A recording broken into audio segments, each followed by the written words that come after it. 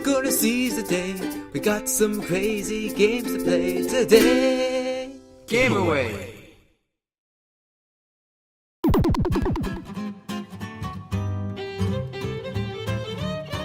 Hey gamers, Nick from Game Away here to bring you my review of Paper Mario Color Splash, a game that's been dividing fans since the very beginning. When the title was revealed, fans assumed it would be a Sticker Star 2.0, but is it really as bad as people make it out to be? Well, let's find out.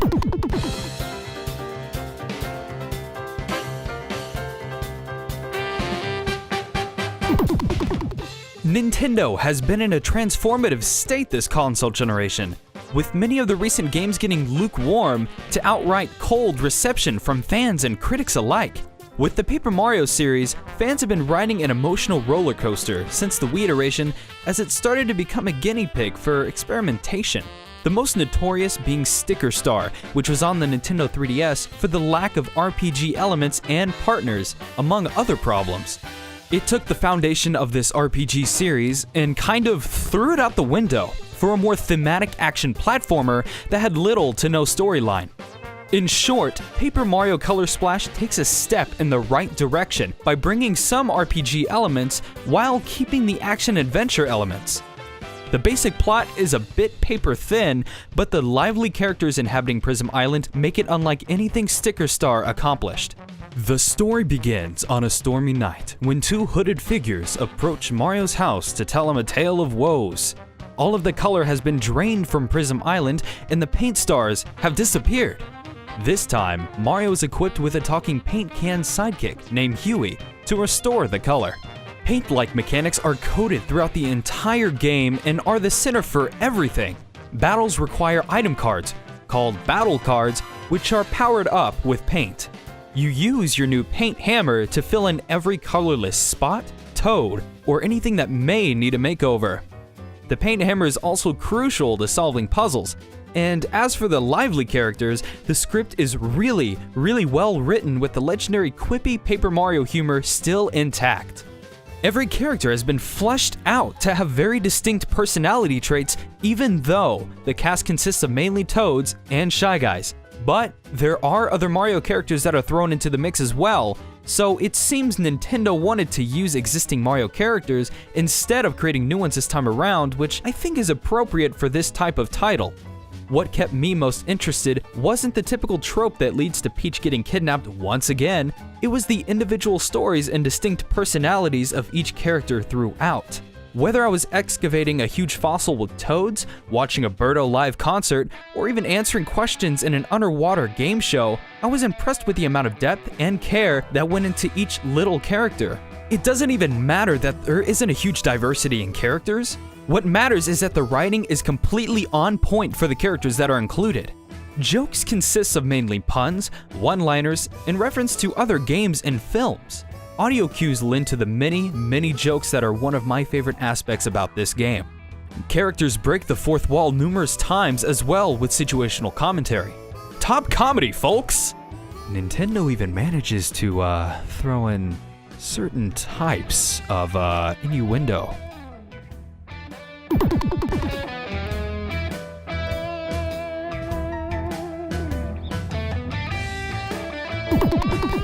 Okay, so I'm just gonna go ahead and say that Paper Mario Color Splash is the best looking iteration in the series. In fact, with its stylized graphics and theme, it might be the best looking game on the Wii U. Everything you can think of regarding arts and crafts is jam-packed in this game. Thanks to the Wii U's graphical capabilities, the game outputs at 720p at a smooth 60 frames per second.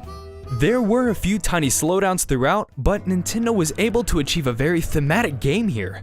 The arts and crafts theme isn't exactly new, as Sticker Star originally took this idea, but with Nintendo's HD console, the idea was fully realized. It's so vibrant and full of color, and it genuinely looks like you're playing around in a real diorama set. The clouds are cardboard and are hanging from string, and the ground is layers of cardboard plastered onto it. Heck, even water, fire, and the underground slabs are layered with different colored foil.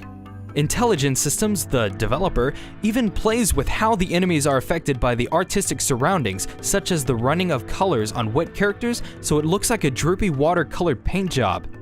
On the opposite of things, Thing cards give a realistic cinematic as it causes all types of mayhem for enemies. Using a lemon takes you to a hyper-realistic kitchen, as a freshly cut lemon blinds your opponents, while using a fire extinguisher whisks you to the top of a skyscraper as it sprays enemies all over. There are 27 Thing cards in all, and there is only one cinematic for each Thing card. But I only found myself using very specific cards in boss fights that absolutely required it, so it doesn't get boring to watch.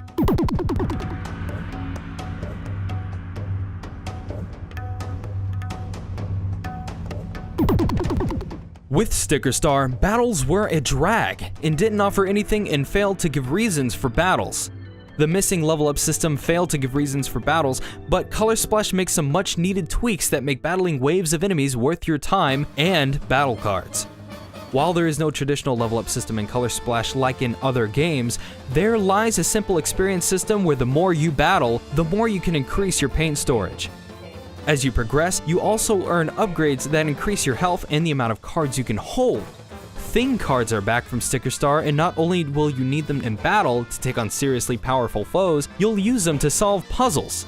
You'll be able to find them laying all over Prism Island. The world map is very similar to Paper Mario Sticker Star with its top-down view and functions in a very linear fashion. Each course gives you the name, amount of many paint stars there are in said course, and the percentage of colorless spots you were able to find and restore. There are also courses that you can't complete until certain criteria are met, which sends you back and forth between these levels. This doesn't hurt the pace of the game too much, as engaging dialogue is not hard to find. Regarding abilities, one of the many new ones allows you to literally jump into different dimensions. You'll find that there are puzzles that don't seem to have an answer, but using Huey and the Wii U gamepad to cut out parts of the world can yield interesting results. Another ability is called Unfurl, which involves hitting a specially marked block, then a corresponding object to progress further through the level. This doesn't really add much to the game since it pretty much slows down the pace. While in battle, instead of using a traditional battle system, you'll be using battle cards to progress through enemy lines. The Wii U gamepad displays all of the important information like how many battle cards you have in your arsenal, what type they are, a flee button, and the like. It functions like this. You scroll through the list of cards available in your set. Once a card is chosen, you'll have the option to use some paint to power it up by touching the card. Once that is done, you whisk off the card and the action will pick up on your TV. This is also where the classic Paper Mario RPG series timing comes into play. Pressing the A button with correct timing will power boost your attacks even more, allowing for some devastating damage. Picking up battle cards all around the game world is a nice feature for those that look in every nook and cranny. If you don't have any battle cards left, Battle Spin is the best option to get an extra card in a pinch. Pay 10 coins for a roulette of cards, then time it right for your desired card. Using the new Paint Hammer ability, you're tasked with bringing various objects back to life. As each object is a different color, you'll need a specific type of color to fit the criteria. If you don't have that said color, you'll need to explore and hit objects to get the color you require. The game starts you off with a limited amount, but once your paint capacity increases, it's much easier to progress. These new abilities allow for a more streamlined experience with the plentiful stock of cards and paint. Leaving no shortage of cards and paint will make the grinding more tolerable.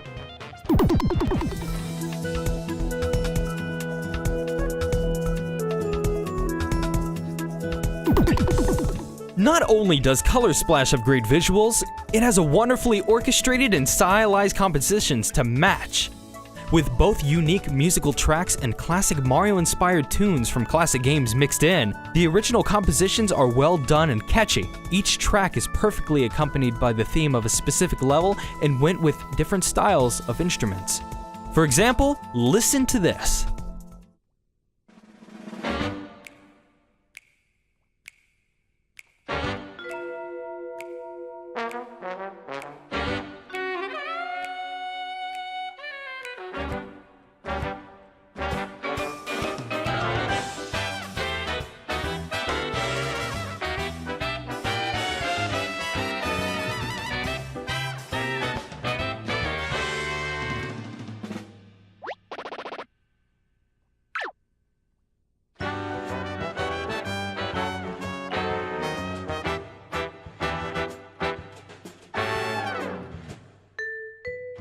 The sound effects also use a mixture of classic Mario sounds and original ones for the game.